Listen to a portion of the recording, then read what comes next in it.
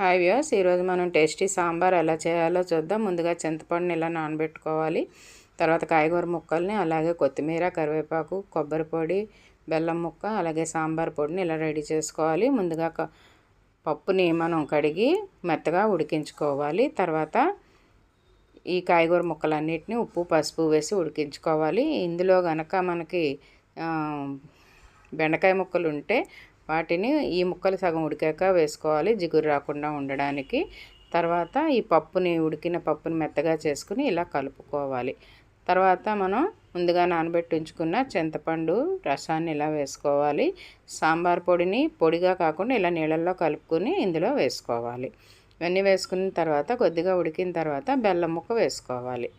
మరిగిపోయిన తర్వాత పోపు వేసుకుని మనం ఫైనల్గా కొబ్బరి పొడి అలాగే కొత్తిమీర వేసుకుంటే టేస్టీ సాంబార్ రెడీ.